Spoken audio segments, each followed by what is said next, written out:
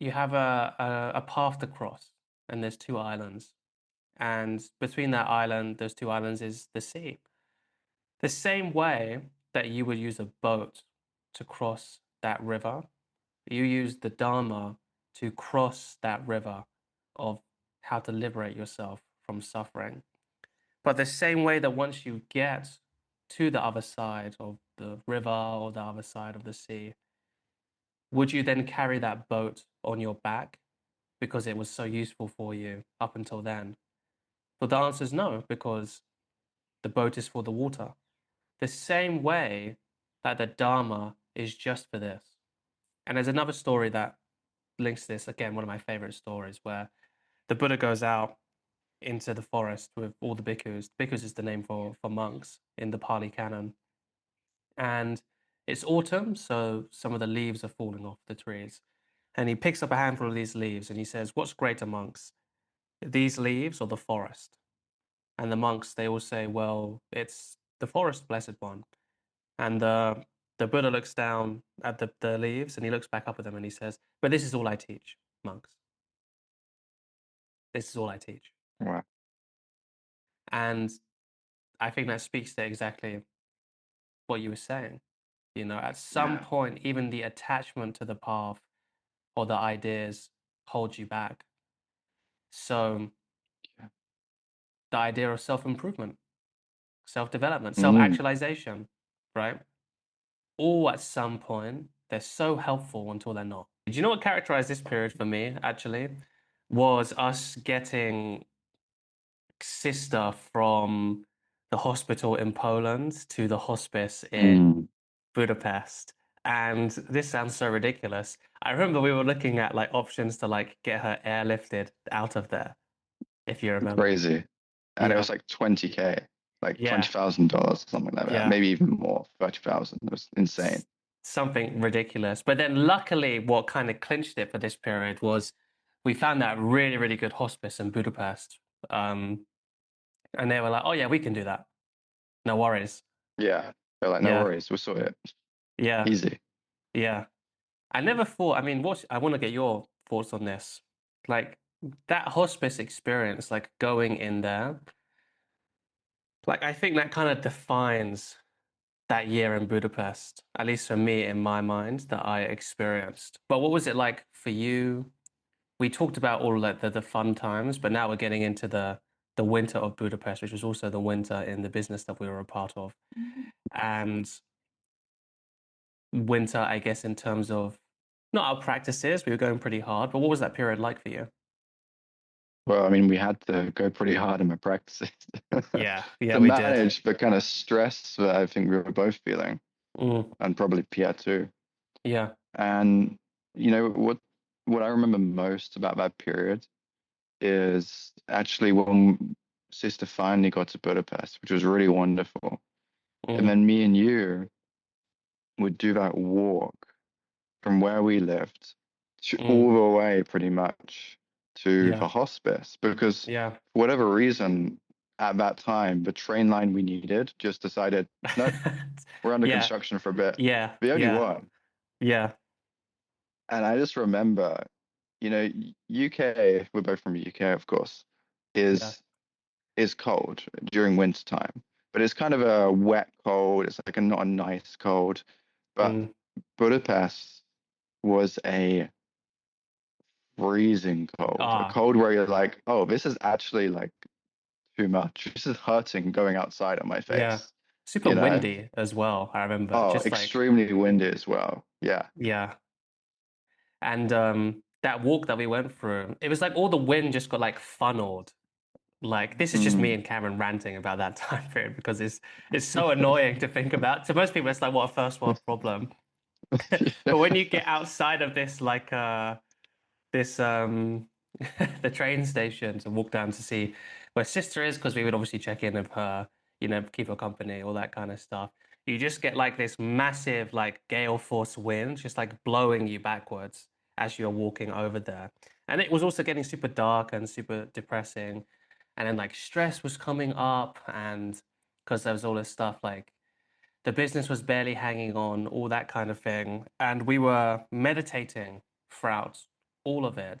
And this is actually where I think is when, at least for me, I really started hitting the limitations of just using meditation and the coaching frameworks at this point that we had access to.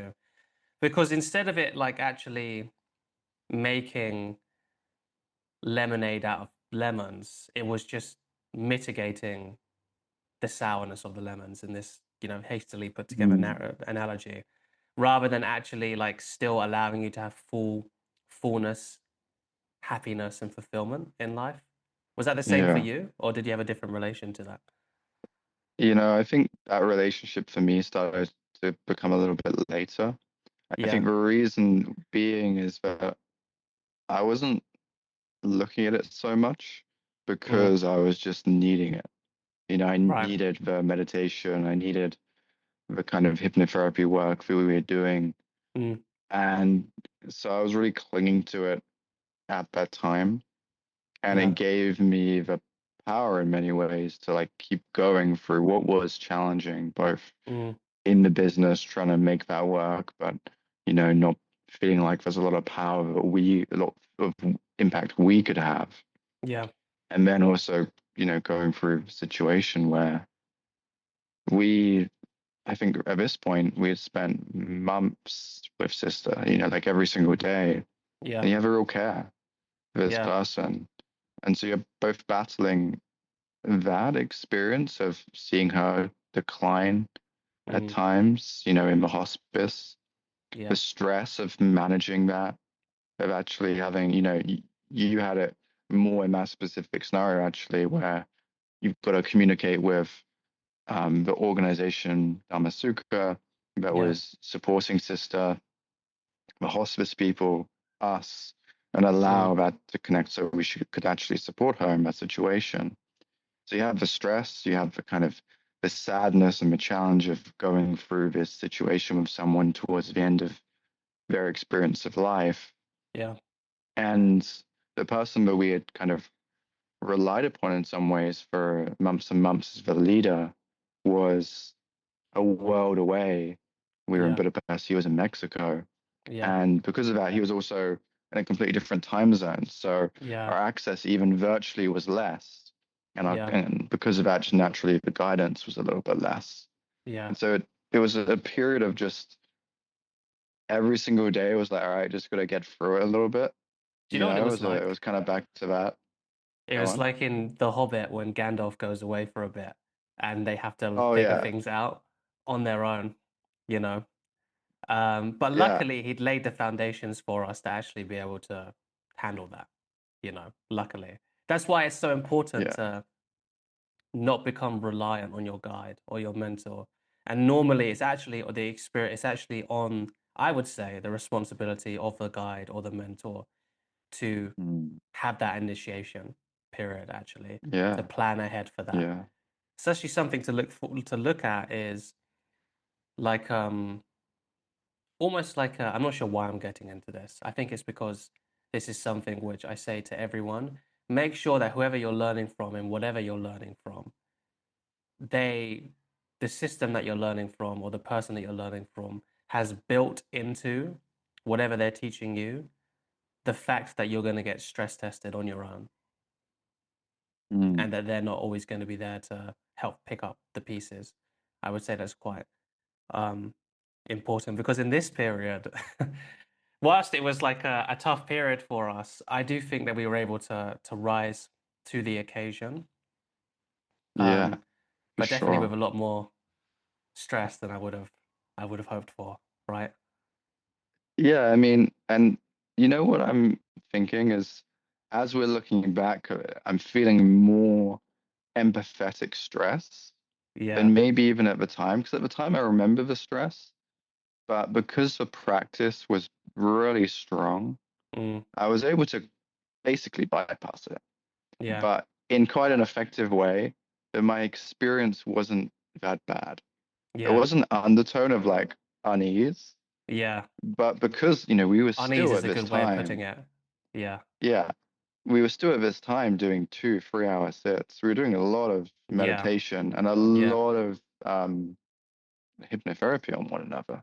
Yeah. right? Because that was a big modality for us at the time. Back in the day, And we yeah. were doing that every day. Hmm. We did it on the walks all the time. Yeah. Do you know? And Oh, because of that, I'll go on. no, please go ahead. But I'm gonna. That you just reminded me Yeah, of yeah. something actually. I was just say because of that, the Mhm. experience wasn't that bad. And in some ways it was beautiful. Yeah. But looking back at it, I'm like, oh, there was in some ways a volcano underneath that was just being Mm. kind of melted down with the snow Yeah. and the clouds. Like, all right, Exactly. don't look down there. Just Yeah. let that be. It was And, almost like the path of renunciation. Well, it was the path of renunciation. We yeah, were renouncing yeah. ourselves from the world rather than there's a path you can go instead, like integrating that where you don't just renounce yourself from the world, you go fully into that without experiencing the suffering that comes with it. But what Mm, the walk thing reminded me of is actually a massive shadow and breakthrough that you had, if you don't mind me telling this story, yeah, of right? course. It was outside. If anyone knows Budapest, one of the most beautiful areas of the city is the Basilica in Oh, Budapest. There's yeah, like a yeah. basilica and there's the square and then there's like loads of streets, but there's one main street that leads down to the river and that's really cool. And this was in the evening time. And this was the massive breakthrough that Cameron had when we were practicing this coaching, this hypnotherapy. Now would have been shadow work if we had access to this modality. It was him Mm, breaking through the fact that just because something felt bad, it didn't mean that it actually was bad, and he didn't have to jump on it all of the time. Do you remember this breakthrough? I remember it like it was yesterday. yeah, yeah, yeah. I Yeah. remember it very clearly, actually. That was like a You one and know, a half hour session. Yeah. I yeah, remember. absolutely. And it was really the beginning of that breaking of attachment to states in a lot of way, and Mm, almost attachment that my inner world meant something about the external. right. My inner world was dictating it in some ways. Like if it feels bad, that means something bad's going to happen. If it feels good, that means something good's going to happen. Right? Kind of that Yeah. way of doing it, and also really being sensitive to my ups and downs because there were so many stories around what that meant Mm, instead of being able to be in equanimity around it because that's what we were practicing. So it was almost like the equanimity had become a state wow. instead of being instead of being a view or a meta process. It was still a state. Right. And so I think if I remember this one really began that journey of like, oh, a flattening out Mm, of states a little bit, yeah. where, oh, it doesn't matter so much if I'm experiencing an amazing blissful state Yeah. or if I'm experiencing a slightly tense resistant state. Mm, And it kind of started to, do that thing where it goes from um, vertical to horizontal, right? It was like, this is the most important thing. I've got to get my state high, try and keep my state high all the time to, oh, it doesn't matter. And when it doesn't matter, you end up actually experiencing often beautiful states yeah. and a lot more of that security, I Yeah. think, Yeah. without having to control it or push it into that. I feel I like you think that almost, started then. yeah. I feel like to add to that, it also adds to your empowerment in general. And I mean, we've been Yeah. using this word a lot because I think it really resonates, but also anti-fragility because Mm. you've chosen one metric, right? So let's say the metric of the people that, like, I would say about 50% of our clients are just coming from this worldview where they're using metrics like, I made this amount of money, therefore I can feel this about myself. Or back in the really old days, I had this amount of dates, or I had this amount of social interaction, I had this amount of social expression, therefore I can feel this about myself, you know? Mm. Or another one, what's another example? Like another one is discipline or like motivation. Like I've done this amount of tasks, therefore I can feel this about yourself. So if you're not careful, if these are usually what? They're usually closers, people who run like sales teams, Yeah. entrepreneurs or founders in and of themselves, like or like kind of high stress executive jobs like corporate finance or fintech or the intersect. I'm thinking of one guy, the intersection between law and software engineering, basically. And like all of these jobs, if you're not careful, you're coming from that paradigm where you need something external to invalidate what you're feeling internally, then you can do the same thing with states. And we're not just trying to make it like Cameron was Yeah. just doing this. I was doing it as well in a bit of a different way. I would say I'd actually like to get your perspective on how I was doing something similar in this um, part. But I think what you're saying is really powerful because how many times have we heard like salespeople being like, "Oh, I just need to get in the right mood for the close. I need to Mm. get in the right state, Yeah, or I need to, absolutely. in order to post this content, like this video sales letter or content, or I'm working with an athlete at the moment. I got to feel a certain way. That's a whole other weight of an external, or there's a whole other weight of an expectation that I need to be feeling X, Y, Z in order to get there. When if you go through Yeah. that hollowing out that Cameron, you just talked about, then it kind of feels anti. I'm not sure if it was like this for you, but it definitely it feels anti. I can't think of the word now. I just completely blanked it. Anti-logical, or like the Mm. thing where it feels like it's the opposite of something. Like it shouldn't be true. I'm forgetting the word. Excuse me. It feels like it shouldn't be true, but actually by giving that thing up, you first of all get that state much easier, and because that state becomes irrelevant to how well you perform or how well you Yeah. feel about yourself.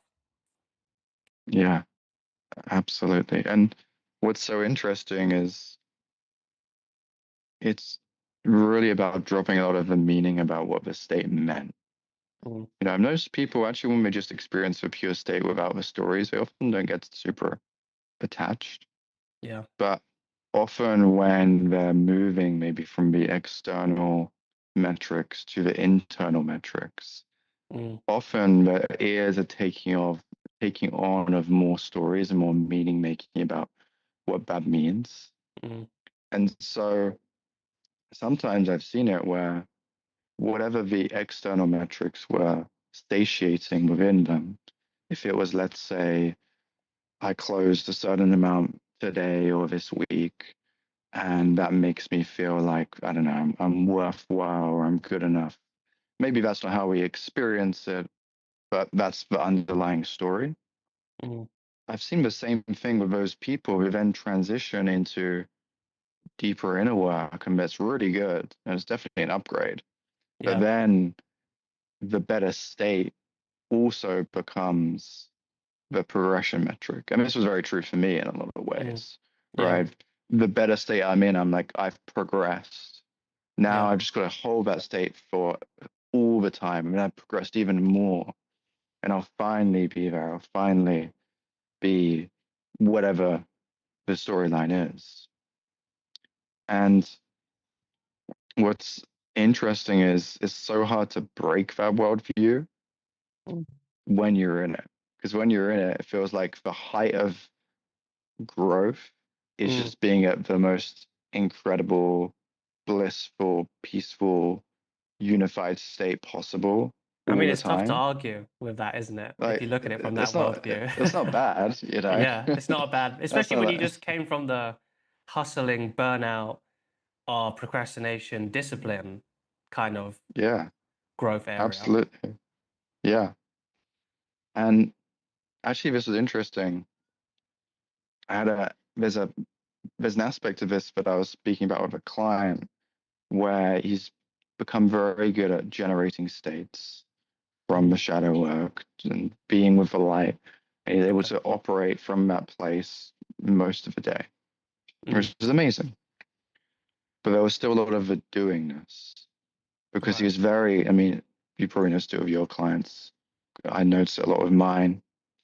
There's a really strong activeness Mm, where the part of himself that does things, that creates, that builds, that's focused is very strong. That's why they did so well originally, and that's why they mm, can do quite well with this. But when they're doing the light work, they're still doing it. They're still like, all right, now I'm celebrating. yes. Now I'm growing this. Now I'm deepening it. And that's wonderful. Something we played with yesterday was, all right, well, what happens if you let that celebrate you? Let the state we've been embodying this light, nurture you, support you. And it almost started to break some of this progression worldview around the Mm, States, if that makes sense, where when he was finally able to be in that receptive place, right, he was able to enjoy that, able to be nurtured by that, able to really experience it where it wasn't him doing it anymore. mm, And what that started to do is it started to break down the part of him in a good way. Like, don't remove it, but just break it down a little bit. That was micromanaging his states mm, and kind of controlling it and making it happen, yeah, and a little bit reactive to if he was in a good state or if he was in a bad state. And so it was almost letting that part actually take some time off. It kind of opens his worldview a little bit. really. Wow. Is that was similar to you in this time period? I think so, for sure. I mean, it was both a breaking of the meaning Yeah. and then also noticing that there was still a very strong I and a very strong part of me that was controlling, a part of me that was making it happen, part of me that was Mm, doing the meditation, doing the state work, doing the shadow work. mm, And when that part of me got to be an actual part rather than the default leader, mm, it kind of allowed the consciousness to move from this slightly domineering, it was very subtle, domineering place to a much more democratic place. Actually, right. from the work we did with Kim, and he Mm, he said it outright, like moving from a um, authoritarian to a democratic mind. That was kind of when he was sharing that, that was happening for me at a similar time a little bit, and allowing just the emergence of parts and allowing that to actually become a part instead of just being this kind of dictator. mm, yeah. Would you say that was like the defining moment of this period for you, looking back? Also, when does this period even end? Because for me, I think this period Yeah, ends just before New Year's when we go to Lebanon. yeah, that was a fun trip. I Yeah, think so. I think so. I think Lebanon capped it off. yeah, You know, we s- we did all this, and we are yeah, finally released yeah. in some ways. I feel like we didn't do the best job at all. I feel like maybe is there some stories that we're missing from this time period? I think it was just like a constant, relentless like working on the business, leads falling through, and then a big close coming through at the last minute, taking care of Yeah. sister, kind of managing things on our own. Obviously, Pierre comes back at some point. I can't remember specifically when that was actually. No, no, he doesn't. Remember, that's where we go to Lebanon to meet him. Oh, because oh yeah, so this is another funny story. One moment, me and Cameron are working out at this gym, our favorite gym in Budapest, which is just outside. It's not near Octagon. It's near one of the shopping centers called West End. Not the West End of London. I don't know why it's called the West End. I don't even think it's in the west of Budapest, which is funny. Um, Yeah. and when I'm working out, and I get a call from Pierre. He's supposed to be getting on a plane, and he was like, because it was COVID, and he didn't have a COVID test. It was just after COVID actually, and he was like, "Hey boys, I'm not making it back." And we were like, "Oh, why?" And he's like, "Because my connecting flight goes through the US and they're super strict on you have to have had a COVID test, so they're not letting me on the plane." And this was actually Right. when I think when you had to organize all of that, right? Like all of Oh, the yeah. I remember that day. That was stressful. yeah, And I was just terrified of like ruining it. yeah. We were working at the time with less resources than we had had before. You know, That's we'd been a quite abundant until nice, these last blissful few way of putting months. that. Yeah. Less resources. And Okay. so it was kind of like I have to get it right. Yeah. And this, the flights from the US aren't, or from Mexico aren't, cheap. And we were also organizing it with a client because he was going to go to Lebanon. He was going to run a Mm. retreat there. And so there was these two guys, and you have Pierre, who's someone I look up to a lot, Yeah. and a great leader and authority in our lives at the time. But then even the client, he is a really successful dude, right? Mm. One of amazing client for us at the time. And Great I dude. was, what, like 22, just like, all right, I guess I got to organize this. Yeah. Better not screw it up a little bit. Yeah. Also, at And this point, so, you didn't have the best organizational skills, did you? I would say. well, yeah, I definitely struggled with it for sure. Yeah. I think even now doing that kind of job would be challenging, right? Yeah. It's quite a difficult one unless you've got a real mind for that and it just Mm. works out because you've got to manage so many different things. And yeah, I mean, I just remember being so stressed in that moment Mm. and just being like, all right. And we went back to our apartment, which was a place we didn't even have Wi-Fi. And I got to figure it out. So the only way to figure it out was I had to go to a Starbucks to go get Wi-Fi.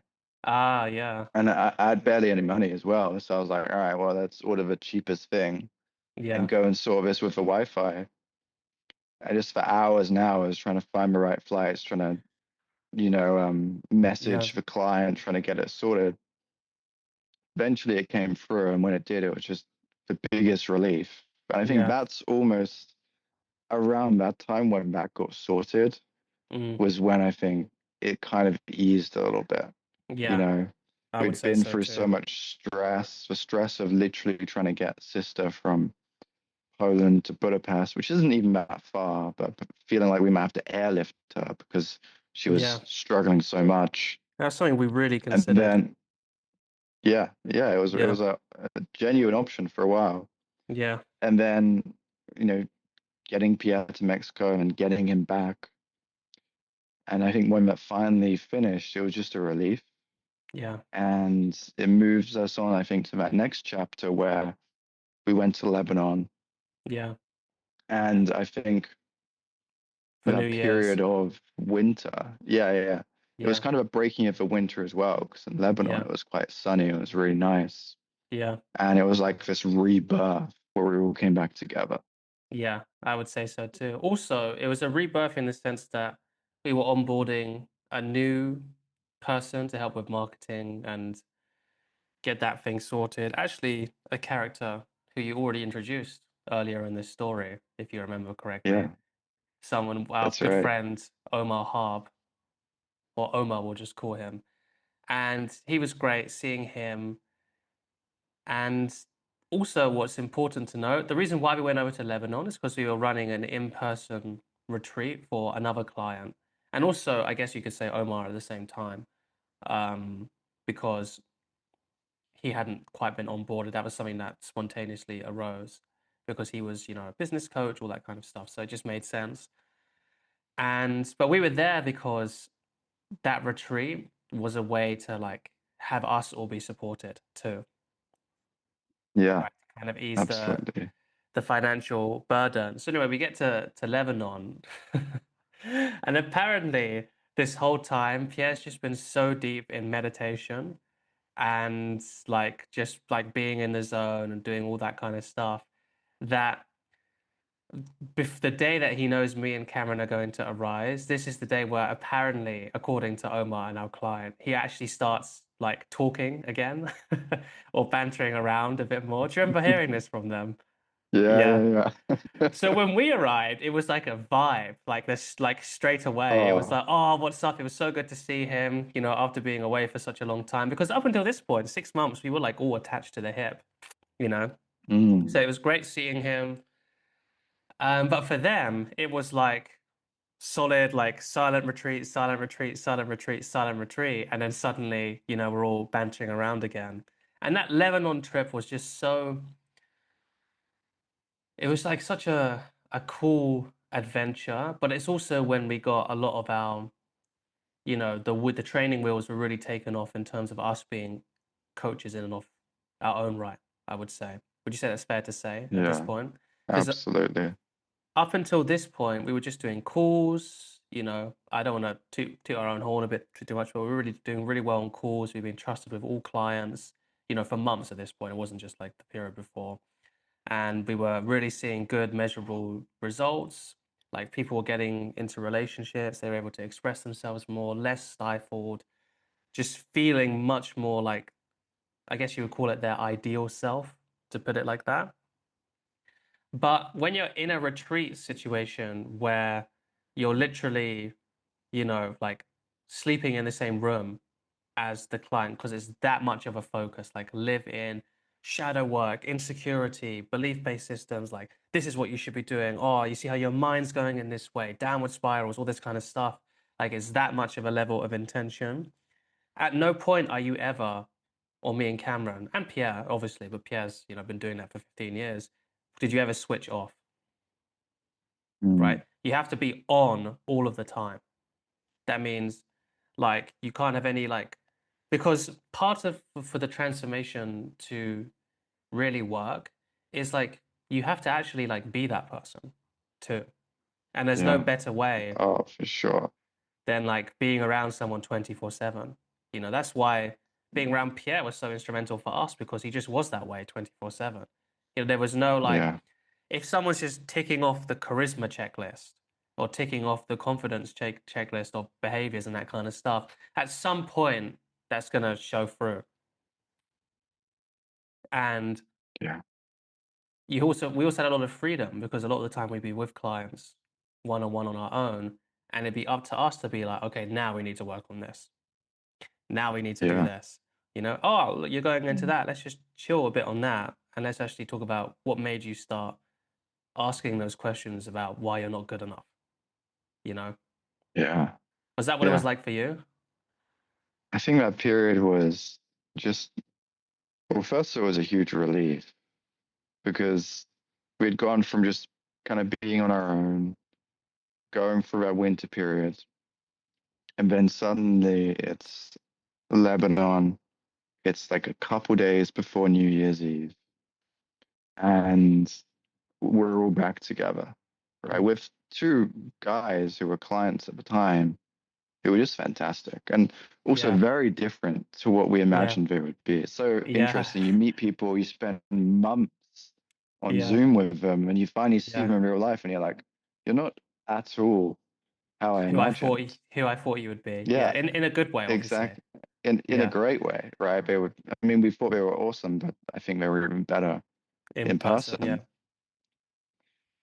And I think what that period was a little bit, like you said, emerging into our own coaches, our own humans in many ways, mm, right? Rather than being the apprentice identity, to actually just coming up a little bit into like, all right, we're now not equals, Pierre's still the leader, but we're coaches within this rather than trainees at this yeah, point. yeah. I think that was a I agree. solidifying of it, Yeah, right? yeah, And one of the things that was really interesting kind of at that time was it wasn't like we necessarily went up to that level. It no, almost felt like that was a dropping away of maybe the doing and the shackles that we had had for months, right? Or not even shackles, like stabilizers, mm, right? It was kind of like, all right, now you're not thrown in the deep end, but you're in a place where you can't really do it. Like you said, yeah, you're around people 24/7. You can't really do that. Maybe you can do it for no, a few hours yeah, where you kind of put yourself in a perfect state and you respond. mm, But you can't do that for days on at a time, especially when you're in an, a place where it's not purely training, right? There's a lot of social stuff. You're just a lot of having fun together as well, engaging as mm, humans. yeah, And so it kind of was able to drop that away and allow it to become more of who we were, in my opinion, yeah, then than what it was before, where you have that safety of you get to be Cameron, you get to be Aaron, and then you jump on a call when you're in coach mode, right? Yeah, Or hypnotherapist mode. And this one was like, oh, that just becomes you, yeah. right? Being in that place 24/7. And, the best part of it was New Year's Eve, Ah, you know, yeah. till to this day, One of my favorite, if possibly not my my most favorite. favorite Yeah, New Year's Eve ever. yeah, Yeah. So absolutely. I mean, I'll set the scene and then you can say your experiences of it just to really set it up. Like our client had like a really nice place on the top of this hill just outside of Beirut, like the top of this hill. Mm. It's like all the really nice houses and he was making jokes to us. He was like if you say that you live on that hill, depending on what height you live on, people know like kind of like how successful you are, kind of as a funny kind Right. of joke, you know? And this was his like he was working in his family business at the time. I think it's like some kind of logistical thing. So literally our nightmare, right? If we had that as a Mm. family business, I think I Yeah, definitely would have been disowned by my family, from just like lack of enthusiasm. me too. But it's a super nice place. Like it's a hill overlooking the whole city, and you can see the sea and there's the mountains. But what made it even cooler is the living room that we were all chilling in had like this ring of sofas and places to sit. And there was it was almost like it was a bulging out of the house or whatever. Mm. And it was Yeah, like there was a panoramic view of windows all around, basically. yeah. And I'll let you finish this Just off, but yeah, please go on. I was saying, just overlooking the whole city. Like Yeah, we've got to say that part because it was yeah, the perfect location. It was kind of almost into the hill, but then the window was just overlooking this. I mean, yeah. Beirut, which I'd never been to. It's a beautiful city, Dude, I love the city and and the that people. place was like the perfect place to view Yeah. it from.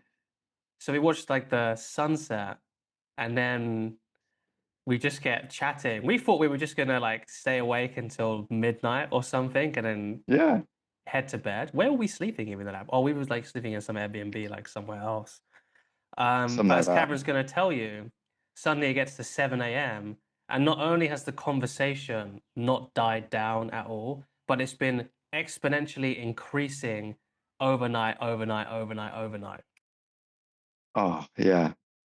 And at the time we weren't drinking or anything. I think we just had a maybe coffee. I don't know. Yeah, And I remember the topic at the time was personality types and the Enneagram.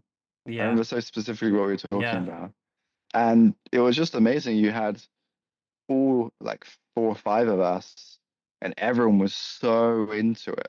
And someone yeah. would come up with another thing and another thing and another thing. And it was around the time we were really exploring using those frameworks for Mm, coaching, right? yeah. Not as ways to define people, but as maps for shadow and different constructs that people might be taking on. Yeah, just certain And leanings that a yeah, personality might have, and it's just a exactly. useful map to just categorize it. Not that it becomes Yeah. restrictive, which is what I think is the bone that me and Karen have to pick with a lot of those kind of like, I guess you can call them Mm, personality coachings, where it becomes restrictive, like this is you, like you are the tree, rather than it just being a useful framework to relate deeper with somebody else.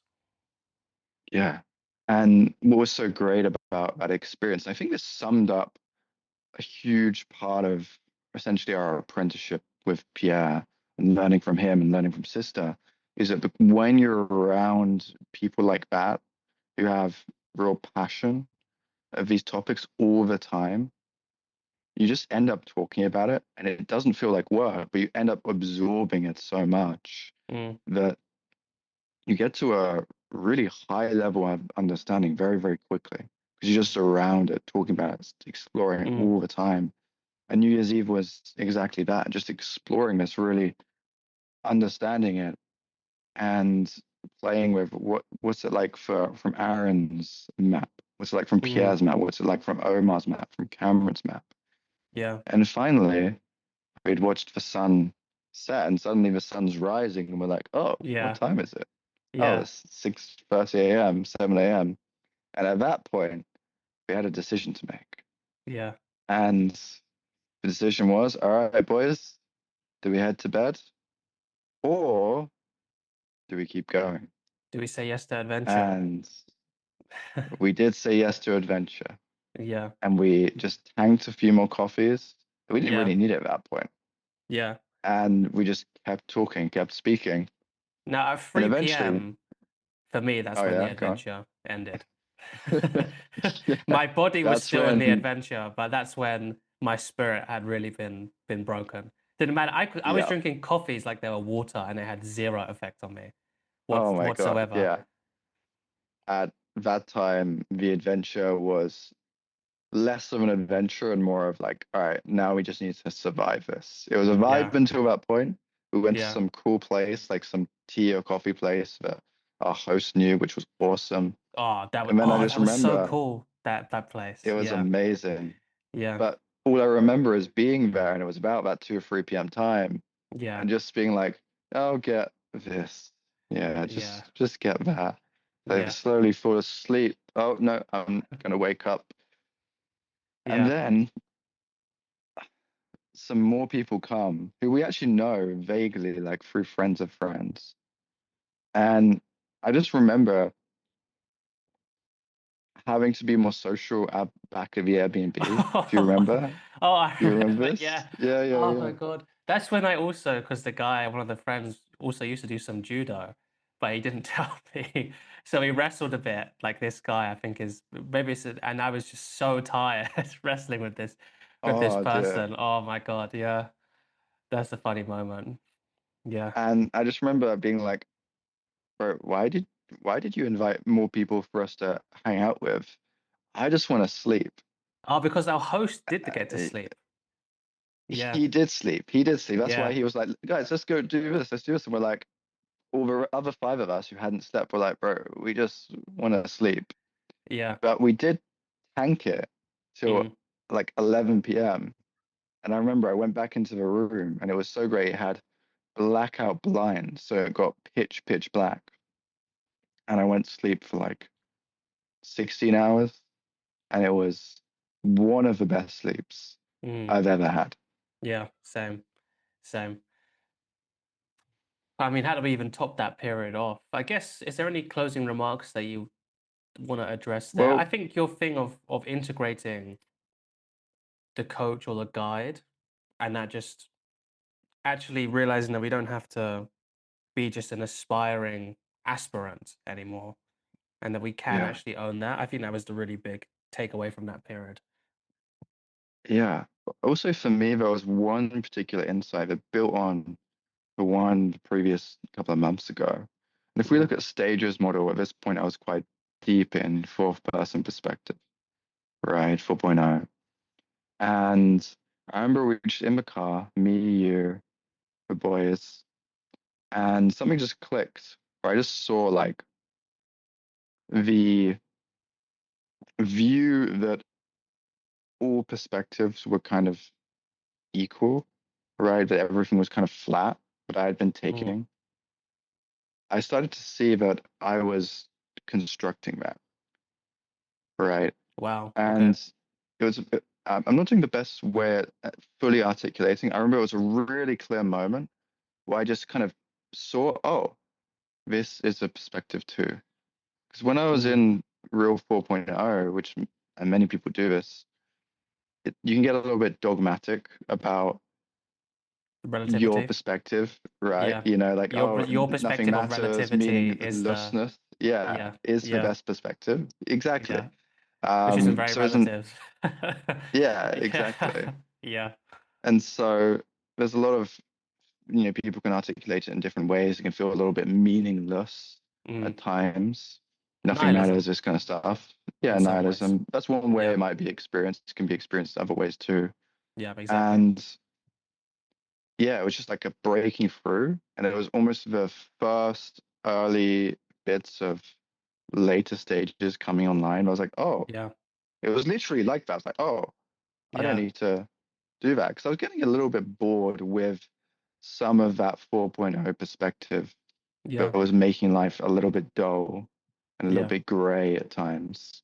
And it was Mm. certainly a journey from here. It wasn't like I popped out of it in any way, but Yeah. it was that initial seed of I can integrate the previous stages. I can Yeah. integrate a bit more achievement, a bit more um, progression and growth. I can integrate the previous stages, and that led perfectly into what we then went into, As soon as which we got was when we back. got back to Budapest and Yeah. we were this new team with a new member who Mm. was really, in many ways, complementing a lot of our shortcomings, where me, you, Pierre weren't exactly marketing geniuses, and he was really great at that, Yeah. right?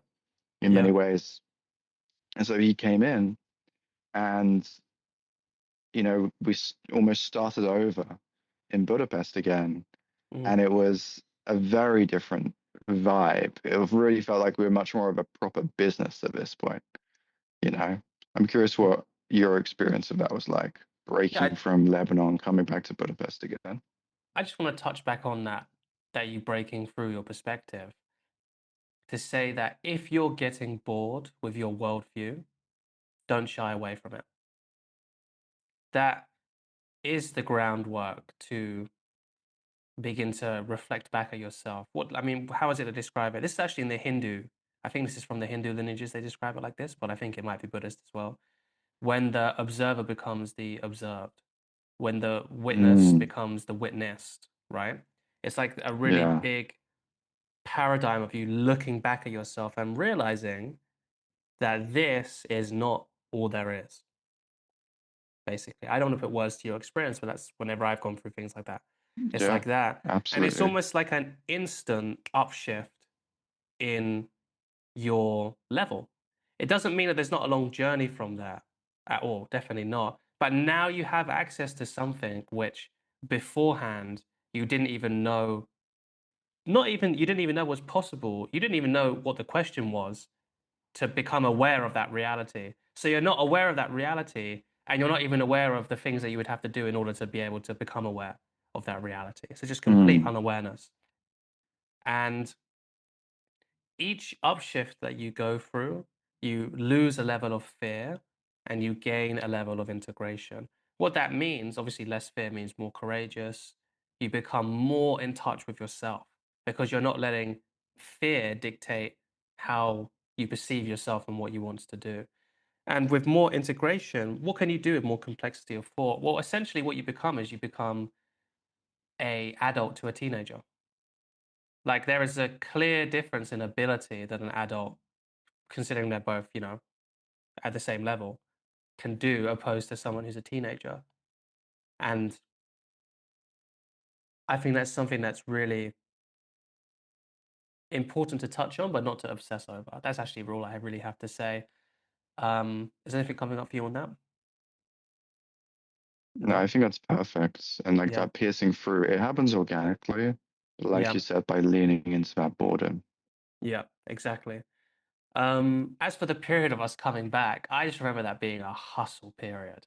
This is what, like the end of January to February. These are like the months where the business is really like tanking, But Mm, because we had this whole new energy and motivation, I don't remember feeling like it was like that as much as December, November months at all. Because we had a real strategy. We're putting out content, all that kind of stuff. Um, and we launched at this point, there was a school group. We launched that. And I remember at this point, this is when I completely like burst through any issues I really had with procrastination at all. Because we were working like long days, like 10, 12-hour days, like maybe more even.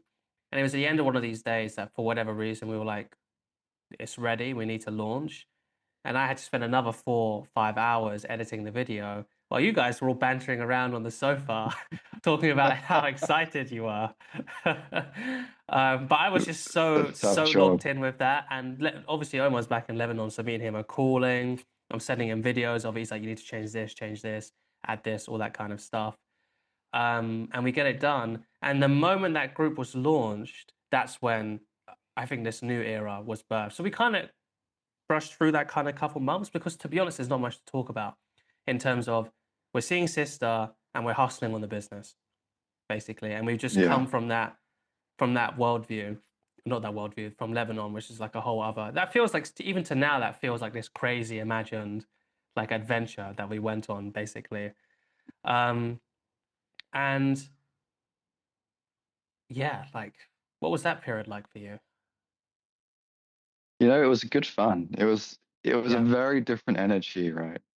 And just like with all development, it kind of swings back and forth, and we went from more spiritual, just witnessing everything, working with everything, to all right, let's push a little bit. Let's be in the external. Let's build let's be in the and still world. use all of this, right? But let's be in the world now and let's really create.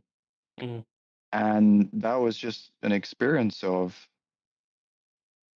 work, hustling a little bit, still yeah. seeing sister a lot, but Whilst also using the having this, meditation, actually, that yeah, reminded me. I don't mean to yeah, interrupt you. Using like one of our sister comes from the lineage of Bante Vimala Ramsey, who's her teacher, and therefore he's our lineage teacher. He has the book, Meditation is Life, Life is Meditation. This was actually the period where we understood what that means, I would say. Would you say that's fair to say? yeah, because there was a real stress test. Yeah. It was something where we had to bring it into the world Mm, to do that amount of work and to be that focused and that locked in. And for me at the time, it was two roles. It was doing a lot of the admin, right, yeah. organization, which was definitely but definitely had to do a lot of meditations to do that, Yeah. but also the coaching Yeah. and to be able to level up in a way where I felt confident where that these new guys were coming through, that I could deliver. And same thing for you, that we could deliver in a way that they're going to be like, this is fantastic. Like, this is definitely Yeah. what I signed up for. And I'm getting everything that they've said that I will. And Right. more, really, because we And wanted more. to over deliver in order Yeah. to spread that word, about what we were doing. Yeah, exactly. And that was where it went from this curiosity, a little bit of theory of using meditation in life. Yep, that sounds good, to actually doing it. And Mm, actually, because we were working, but we were doing a lot of meditation still. If I remember correctly, and I could be wrong here, we were yeah. still doing We were 90 doing minute sits minimum, you 90 know? minutes in the morning, 90 minutes in the evening. That's what I Yeah, remember. Yeah. exactly. And I think Yeah. what we would do, if I don't know if it was this period, I'm pretty sure it was, we do the Saturday 3 hour sits, Ah, yeah. right? That was And that was such an a trippy interesting feeling. one. I would look at the Yeah, my phone because we just do it after the gym, right? I think we do it after the gym. It'd usually be like around 2 p.m. and I'd look at Karen and I'd be like, "See you at 5." Like that's I don't know why, but that moment always stays in my head because it's just yeah, I don't know why that trips me out. Probably people are listening to this being like, "Aaron, why are you being tripped out so much by that?" But it's because it's such a long time period to just be doing nothing, and we really took that yeah, seriously because obviously Sister was still giving us like spontaneous kind of talks. Obviously, Pierre was helping us out because he was being trained by Sister in how to give meditation insight or how to give like run Dharma talks and meditation and all that kind of stuff. But then we were able to use that because even though that period should have been really hustling, right? It was still a ton of fun and there was a ton of peace in all of it, which actually made us more productive and more resilient. yeah, But there were still limitations, absolutely. which we'll get into probably in the Yeah, third podcast of this series, which will be the last podcast of this series, where you're still not, there's something about like you're not fully meeting the moment where it's actually at, if that makes sense. yeah, Like there's still like a barrier. You're still putting, oh, I have to do all of this meditation in order yeah, to be able to do that. Which is absolutely. so then it just takes the place of what a morning routine or Yeah, like setting up your day with your evening. That's another one, right? Where you gotta all that kind of stuff. All that stuff is great. Like meditation is great too. But when that becomes the thing that has the power over you, then I would say that's when that becomes a problem. Would you agree with that? Oh, absolutely. And we'll get more into that because that's really the flavor Mm, of the probably the third podcast we're going to do on this. But this period, it was doing wonders. In this yeah, period, this was the magic sauce that no I was not complaints. giving away for anything. Anyone's like, bro, maybe you shouldn't do it. I'm like, shut up. This is the Yeah, best thing ever. And I am I'm carry enlightened. on and doing it. I'm enlightened. Shut up. Don't tell me I'm not enlightened, Yeah, you know? yeah, And it was really like people talk about monk mode, but that yeah, was real monk mode where, yeah. and everyone in the team was doing it. Omar was doing it. Pierre was, of course, doing it. We were doing it. Patrick was doing it. And it would be meditation and then focused work. Mm, And we did really well. yeah, You know, there was a lot of success in that time, not in those initial couple of months because it does take time. But Omar's strategy started to actually pull in. We were getting like 3,000 views on like an average video by mm, this point, like probably a few months later. yeah, I remember it was amazing to see that, oh, a coherent strategy and work over months, not days or mm, weeks, really leads to a degree of success, right? yeah, We had some definite still problems, but it was leading to a real degree of success where things were growing. We were, in my opinion, it felt like we were both on a collective, but also an individual, really integrating that 3.5, that achiever energy mm, within to our consciousness, within to the team, within the company as a whole, not taking away from meditation mode, not taking yeah, away from practice. yeah, for sure. What was it like for you when not those initial months, but as it started to actually gain some traction? It was just very promising because I think at this point it's pretty clear to make that like we were kind of out of the feast and famine point at this point. The Yeah, business was actually doing quite well. Like we weren't just taking a trip down to the kebab shop every lunchtime because it's the only thing that we could afford, right? It was yeah. past that Although I that did get a kebab, taste of a kebab, I would yeah. go just for the pleasure of it in the end. Especially that one near Octagon, that had the nice bread. Oh, That was super good, yeah, yeah. actually. Yeah. That was very good. That was, and then we had probably the worst Vietnamese restaurant next to our apartment that I've ever been to. Do you remember Oh, that place? yeah, Just the yeah, most yeah, yeah. tasteless Vietnamese, like Bland. McDonald's-ified Vietnamese food. Yeah. Ah, and yeah, so it was nice seeing that. We were all like leaning into like archetypes and that kind of thing. Um, it was kind of like a reaping what we'd sowed because we'd just been working so hard up until this point, and it was also summertime at the same time, so it felt like we were Yeah. really like at the peak of the harvest. But just underneath everything, and then well, also another person who was doing took over all the admin from Cameron, and also I guess a little bit of me. So we didn't have anything to worry about. We could just be coaches and just crush that as best as we can. Our good friend Toby, right? Yeah. Who was also a part of it. But because there were so many people and we were also still with Sister, like a lot of that money like was just spent straight away, basically. Mm. It was like a massive. Oh, yeah, go ahead. I was going to say also, while we were dialed in, we did Yeah. have a tendency to go out a little bit more in this period. Do you remember? Yeah, As it yeah, started to go from spring to summer, we were very focused, but we did like to go out a little bit and have some fun, which was great, but that yeah. also didn't help Yeah, no, that didn't at help at all. times. It was fun, but it was like as you can see, there was definitely some, patterns that were coming up there. It was a great, super fun period. We were also running at the end of this period that really kicks it off is that me and Cameron and Patrick and Pierre were basically all running these like in-person retreats, one after the other, after the other, after the other. That was Uh, another real like trial by fire because there was like no break in between it. And if you've never done that Absolutely. before, it's intense for the person who's being coached, let alone the person who's doing the coaching. So this is Yeah. actually when meditation takes a bit of a break because we just done it so much. And instead we replace it with the habit of having a few cold ones at the end of the day, at the end of the day. Absolutely. Which I do You not, know, it's fully in, not that I don't endorse drinking, but just like we were, I think this was the point when you take the I path of endorse this. This was a renunciation. great idea. Yeah, okay. There you go. You got Cameron.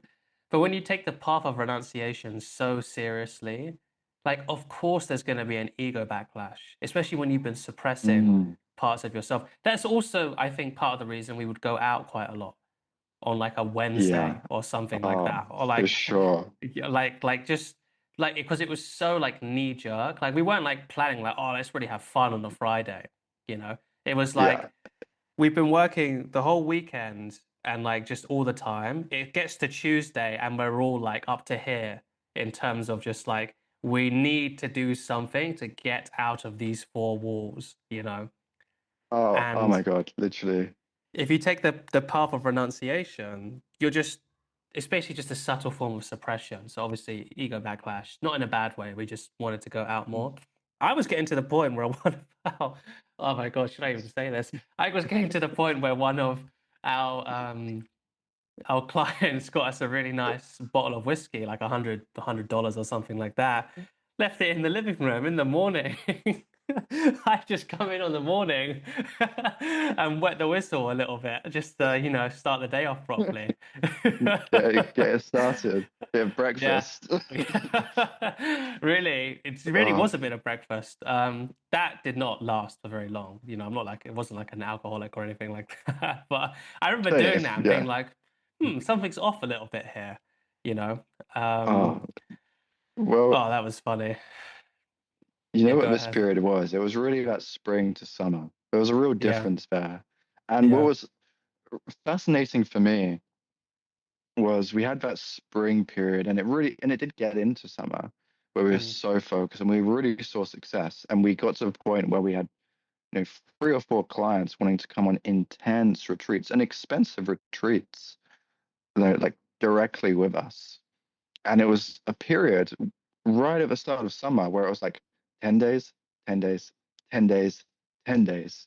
mm, And I remember before it happened thinking, oh, this should be pretty chill. And yeah. it was one of the most intense Oh experiences my that I've God. had. Yeah. And it was, like you said, that renunciation. And I mean, throughout the whole time, but especially in spring where we were so focused and then the cracks started to break. Mm, And I remember the tone started to shift as well because, I mean, Pierre was doing the same as us in many ways. He was very, very focused. And then he started to want to go out a little bit more as well. yeah. And he also recommended me a book called at this period of time called Wild Nights, Oh right? my God. I totally And forgot about this subplot that you this, went through. yeah, this was a tone of that summertime that is it absolutely needs to be mentioned because Wild Nights Yeah. is a book I by David totally forgot Data about about that. his mentor. Yeah. Yeah. And it was really a book about David going from the path of renunciation to where it's like he was just so pure, you know, sitting for hours and hours a day, wouldn't touch alcohol or anything, would just drink the most pure water and just meditate. Can I just And he jump in meets his here mentor. for Yeah, one go for second? I was explicitly banned from reading this book. it. You were Yeah. for good reason. Yeah. Which I guess maybe we'll get into, but Cameron was Yeah. reading this, and Cameron had such an impact on Cameron. I'll let you finish this story, but I wanted to say this to you actually. It's had such an effect on you that I've never read this book, and I have fond memories about reading this book. Oh my, yeah, it's such so impactful because it was Yeah. really the perfect time because in many ways, we were living like David did in that Mm. time before he met his mentor. And David's mentor also reminded me and would remind Of you of our course. mentor, who is Yeah. amazing leader, but also a real. eccentric, adventurer. I mean, there's so many words. Wild in many ways. Wild. Pierre Yeah. is like just he walks his own path more Yeah. than anyone else that I've ever Yeah. met. Absolutely. And 100%. this story of David meeting his mentor, who was similar in a slightly different way. And his mentor was like, David, what are you doing? You think this is Can you set the scene spirituality? of what David was actually like? Because maybe like Yeah. like before, what So was it before he met his mentor in the book? yeah, before he was like he had done all the retreats, he was very pure. He would meditate in like a little shack for like 5, 6 hours a day. He Mm, wasn't like into anything material, no alcohol, nothing that would be seen as impure, right? He was living a life that was pure, right? And anything else that was seen outside of that was rejected in mm. many ways, right? Sexuality, Sounds very similar. drinking of any kind, yeah, any Yeah. drugs, any of this stuff, even just like material possession was renounced. And Mm, there's a place for that, right? hmm. But it does create a limited experience. And then he runs into his mentor, and his mentor What's his was mentor's just name in the book? Mykonos, Mykonos. Mykonos, That's right. and Mykonos, he he was on his own path, and Yeah. he followed his own horn, and he took on a perspective of finding truth, depth, spirituality, whatever you want to call it, through everything, right? Mm, He took on the real tantric perspective of finding it through sexuality, through, alcohol, yeah. through, um, through material possession, even, right? For everything. He didn't want to renounce anything. He wanted to find the truth and the depth in all of it.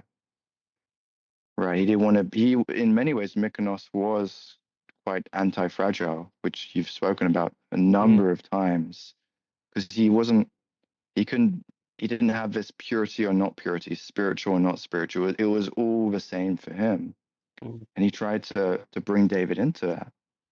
And David resisted at first. David's like, Of no, no, course he no, did. that's not pure. I can't do that. He Yeah. rejected the call to adventure, right? Yeah. In the hero's story.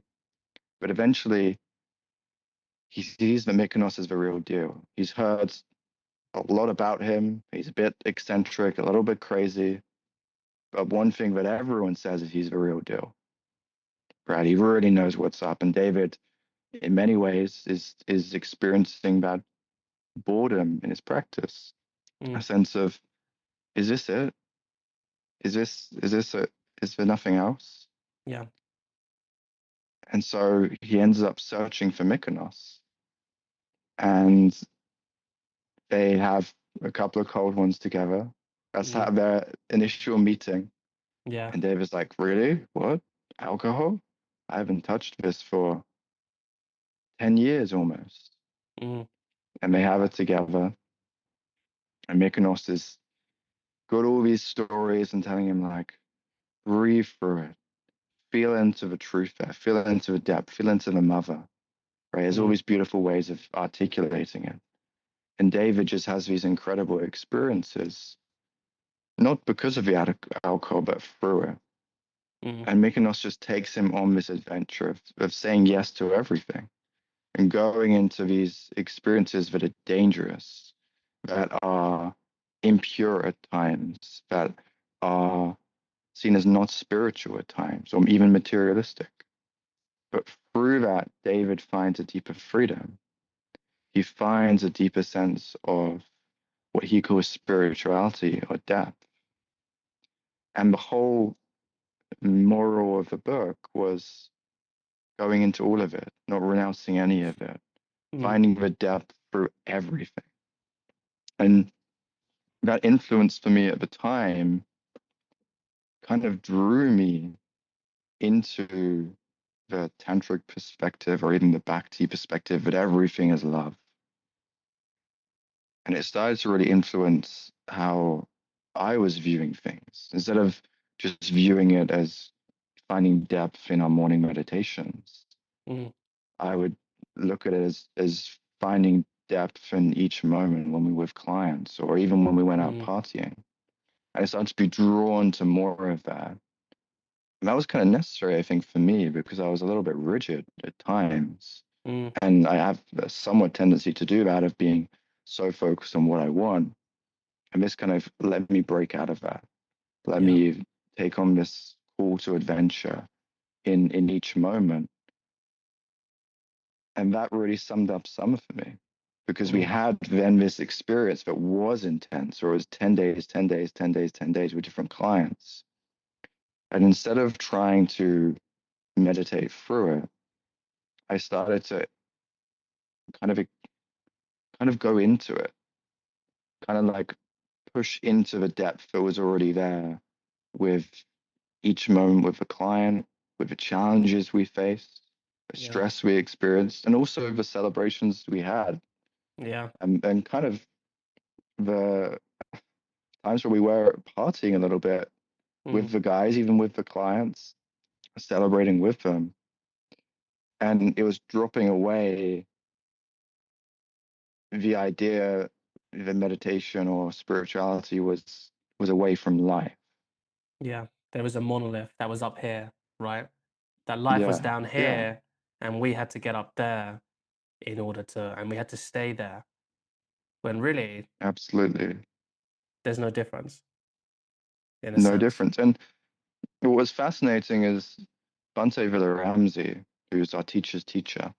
Mm, I mean, he lived that in many ways because he said meditation is life and life is meditation. yeah. Right? There was an air of what we were learning that was true, but I couldn't hear it from there. Right? At the time, I couldn't hear that because I was taking it in my way. I was taking it in a way of slight renunciation, which there was still a tendency there. Yeah.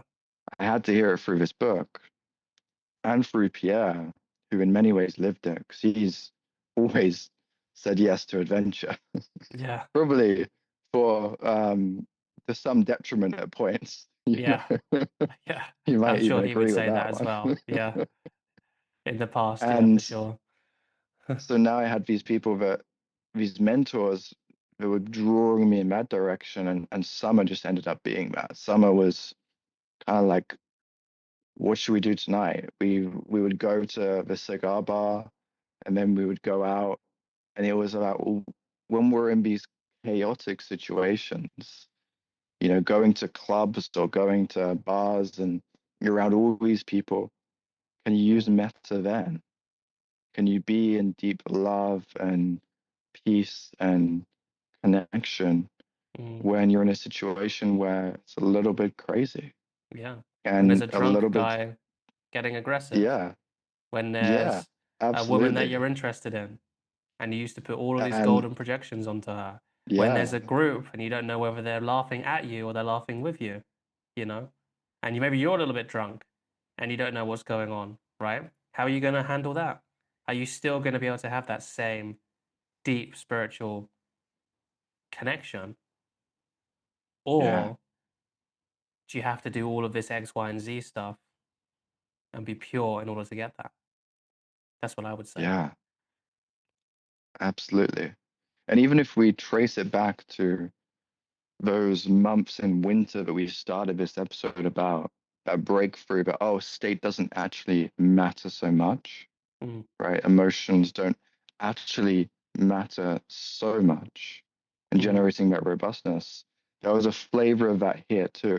It's like, yeah, oh, the practice isn't everything. The practice isn't the thing. It yeah, might be something that helps you get there, but the practice isn't something that we need to make holy. And what's amazing is that's an absolutely Buddhist principle, mm, right? And it really what is. is it? The Buddha is like, is it kill the Dharma or something? Kill the But Buddha. there's the story of When you kill. meet the Buddha on the road, kill him. That's I think. Is that what Yeah, you're talking about?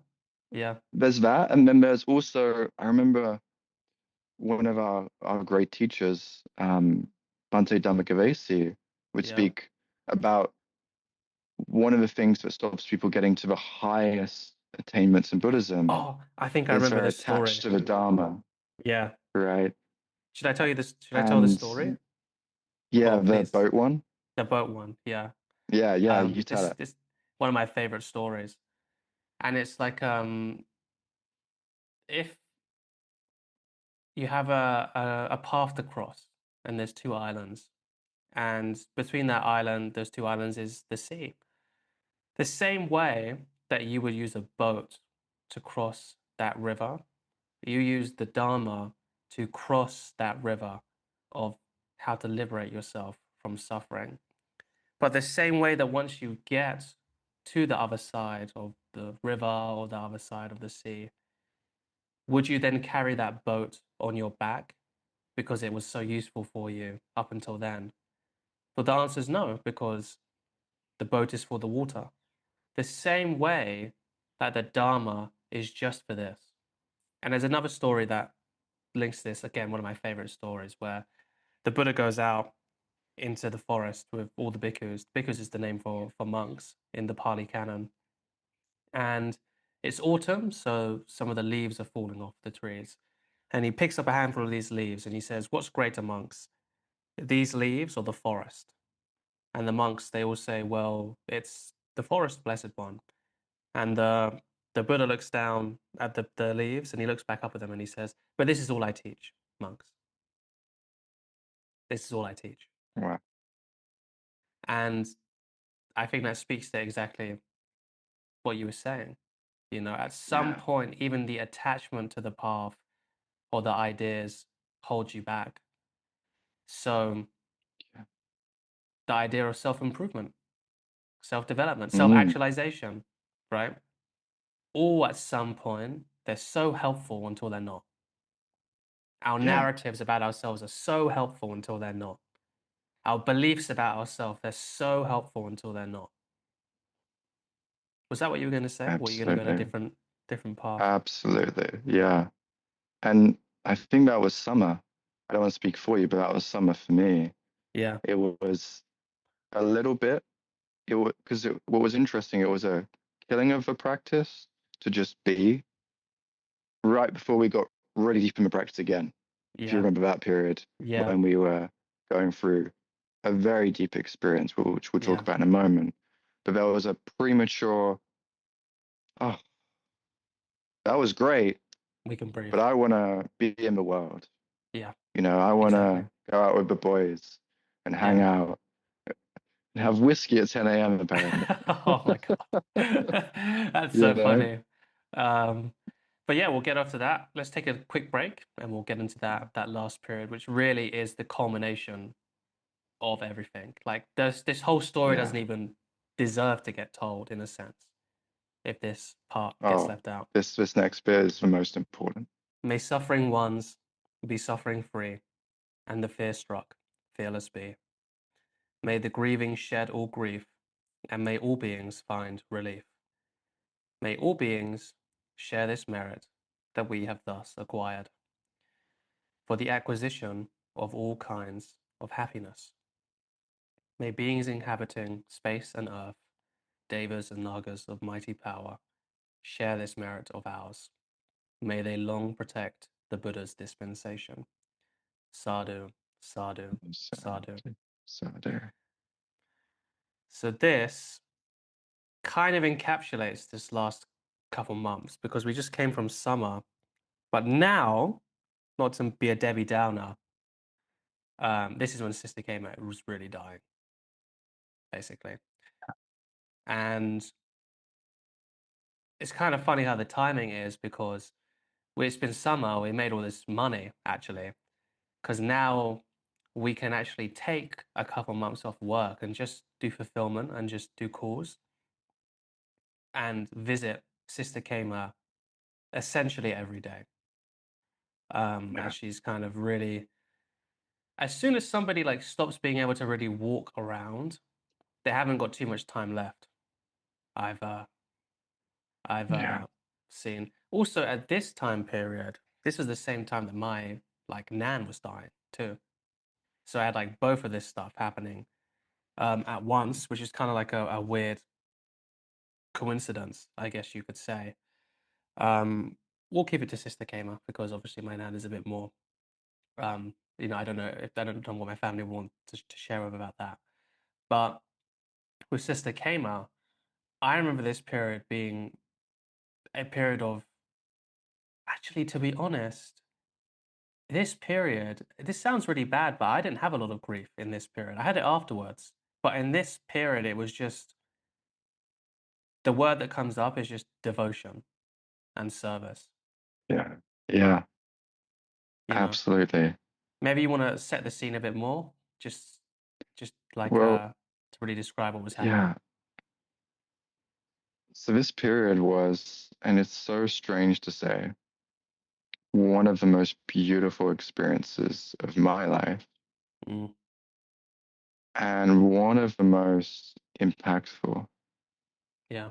And it is sad, yet with the practice and with sister and The the way she support handled it of as the way well. she handled it and the way she orientated us towards handling it, Yeah. and also with the support of her top student, Bante Damagavesi, Yeah. who was guiding us to how to deal with this and how to help her move on to the next space, right, the next experience.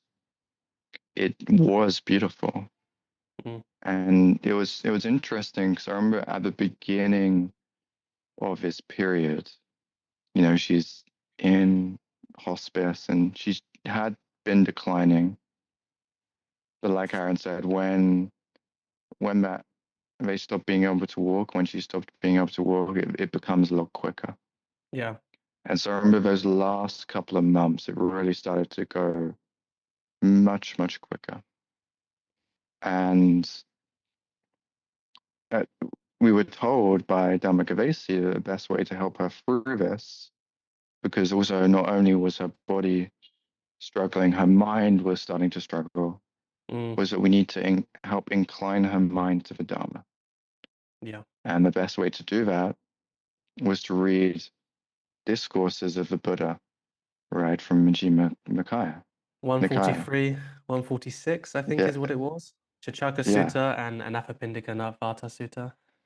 Yeah. that's right.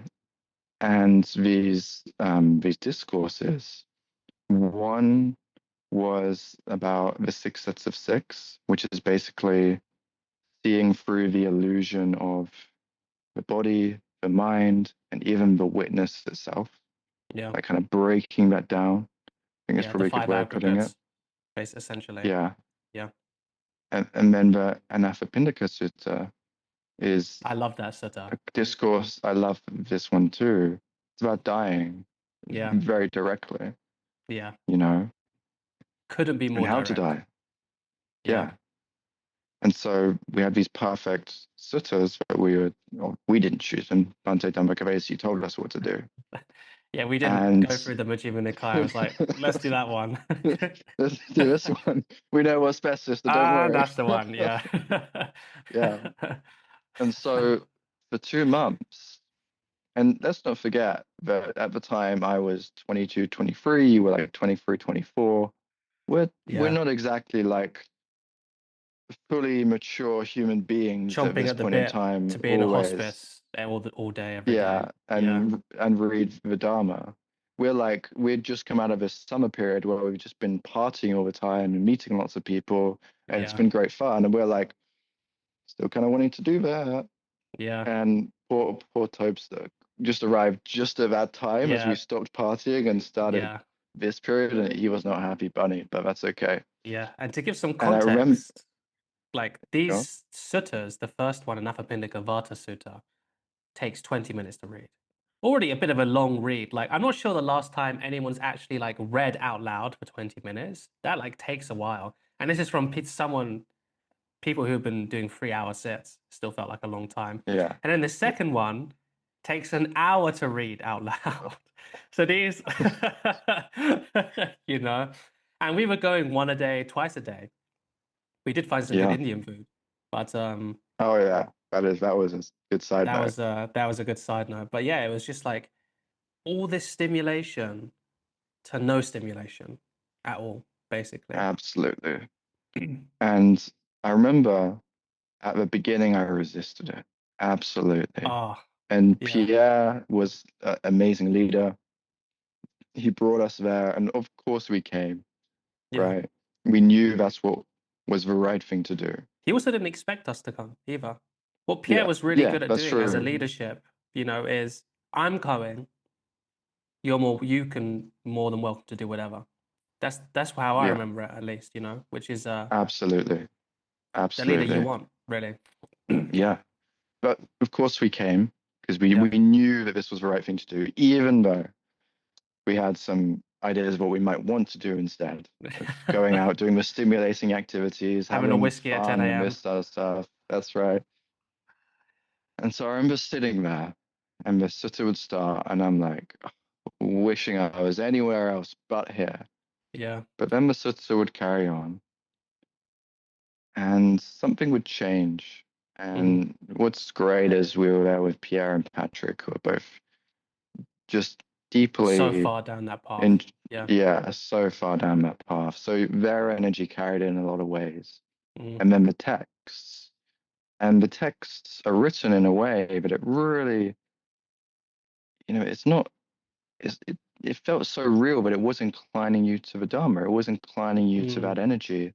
But as not only if you read it, but if you were listening to it, you would start to just go into these deeper states. Mm. And at first, it wasn't super deep, but as the month went on, I would really start to want to be there, and Yeah. I would actually really enjoy reading Mm. it, specifically Anathapindika Sutta. Six sets Yeah. of six was still a little tricky, but Anathapindika Yeah, Sutta 45 was minutes into the Jataka amazing. Sutta of six sets of six, you're like, dude, I have 20 more minutes of this. That's crazy. And if you remember, the main state I was getting into at the start was frustration. So much so that Mm, sister, being so out of it, I was reading it and she was like, you're rushing it, and I was like, yes, right, sister. yeah, So I had to really slow that down. Um, but that was, yeah, like, I just remember not really being able to describe that experience, but knowing what it meant. For me, the yeah, easiest way I have to describe it right now is anicca, impermanence. Like one of the three characteristics, and therefore by definition, all of them, was just so pierced through to this day. There is no mm, illusion that I have that this time is limited. And, it still comes up every once in a while, but at the start, I used to have a lot of fear around that. Because when death is really, really like staring you in the face, you know, you don't realize how much like of blissful ignorance that your mind almost protects you from. But, yeah, as you get more exposed to it, your courage grows as well. And if your courage grows in the face of death, am I saying that like if someone like pulled a gun on me, I wouldn't be like scared? Of course, I don't mean it like that. I mean it in the sense of just accepting mortality. If you can accept that, which is the greatest fear I think we all have, almost all fear comes back to like the fear of being dead or like no longer being here. I just think that, or I know that that just adds to courage to all areas of life. That was the turning point for me in this period. Was that the same for you? I know we've talked about it actually. It's been similar for you, right? absolutely. That period was Mm. two things. It was a real reality check of like the idea of death became real Yeah, where it wasn't before.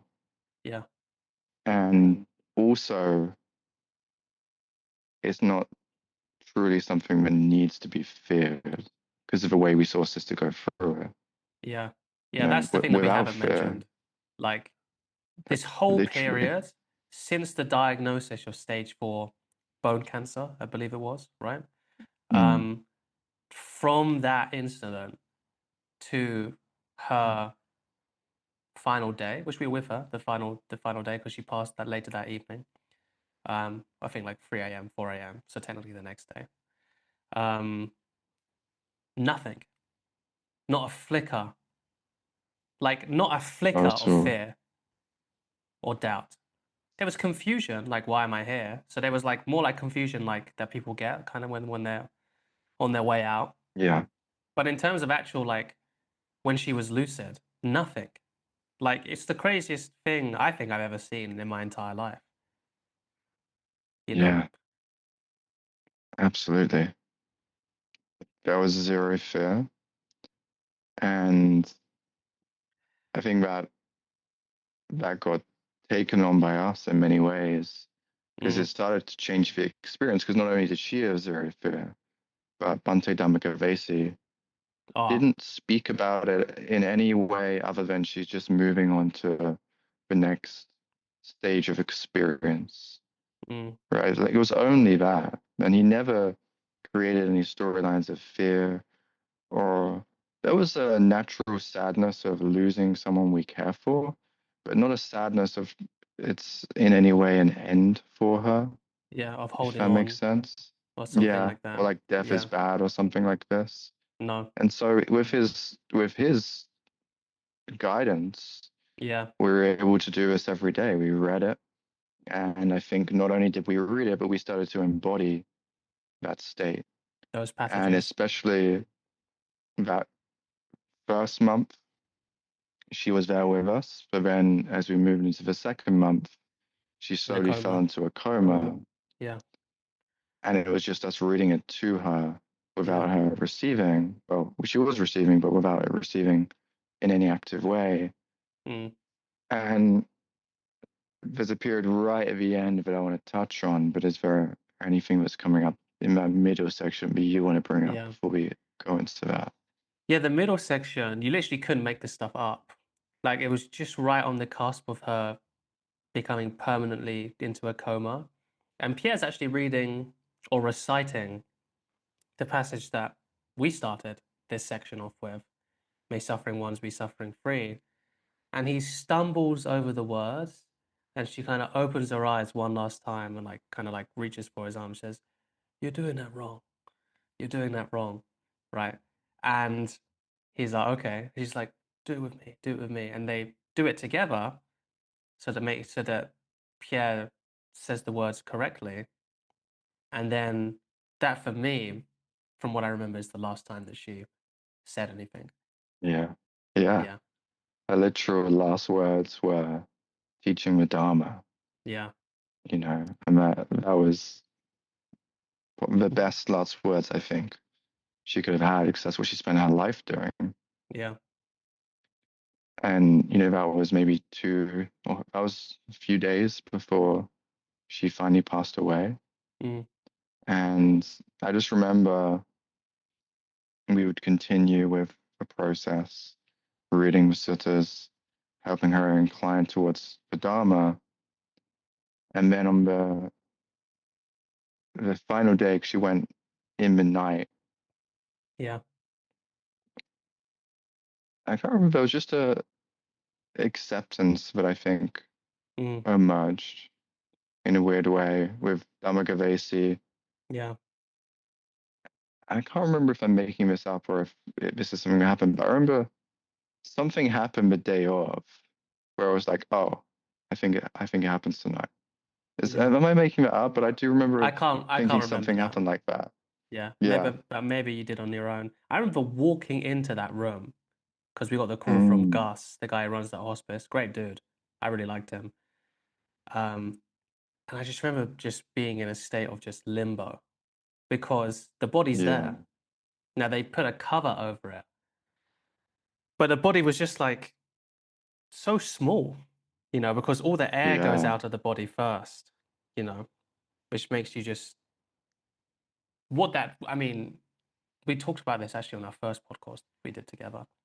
And it just really solidifies that you are not the body.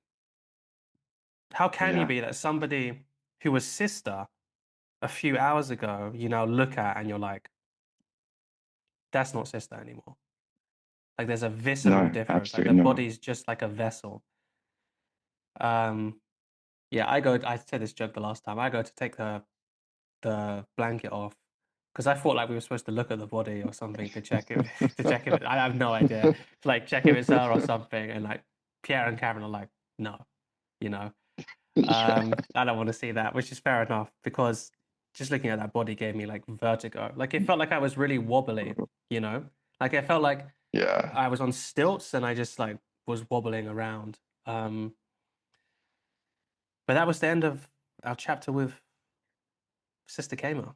You know, not the end of this chapter, but the yeah, end of our chapter with Sister Kama. And then we, you know, take her to get cremated. We still have a video of us chanting to her, her body before gets cremated. Got the ashes to Dharmasuka just in time, so now it's in the same. What do they call it again? Like the stupa, the same stupa as Bante Vimala, what she would have wanted to be with her teacher. Yeah, did you have anything that's coming up there? yeah. I mean, I think it was the whole experience was just. I mean, I think the word that comes up for me is grace. Like it was Mm, gracefully gracefully done. moving on from life into Yeah. whatever's next as a Buddhist perspective on what's next, but who knows? Mm, And I remember me and my girlfriend, you because we had the ashes in the house with us, right? You were in the same house oh actually, yeah, because you were I in the forgot other about room. I that. was in that room, Yeah. and I had a dream, but I don't dream that often, and it felt very weird, very strange dream. And I had a dream that sister, like I just felt I didn't see sister, but I just felt that it was sister. She just Mm, came round to the side of the bed, and like that was the dream. And I woke up in the morning after having this dream, and the first thing my girlfriend says is, "You never guess who I had a dream about." And I was like, "Sister?" And she was yeah. like, "Yeah." Wow. And she described basically the same experience. And I just remember feeling after that like there was a sense of goodbye Mm, to sister for for what she'd had in our life. And actually, this is a big part of it. It wasn't long after this that the company that we were all a part of mm. dissolved, Yeah, and true. me, you, Pierre, and Patrick went on our separate adventures. Mm, And I think in many ways that was what it was, that we were there thinking we were there for running a business, but in reality we were there for sister, and she was the glue that held it all together. yeah, And so when she was gone, she passed on to her next adventure. yeah. So It's did the same we. way that we passed on to our next adventure. I think that's a great place to kind of leave it, and we'll get into our next adventure next week podcast. And I will link the next podcast, I believe, over here. We'll see if that's where it's going to be.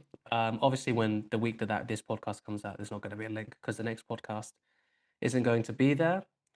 But I've got all of Cameron's links in the description and the comment below. Go and check his stuff out. That's all from me. Same here. I'll try and do the thing as well. Yeah, And I put Aaron's links down below if you're watching on my channel. Check him out. And the story will continue in the next and final one. perfect. See you guys then.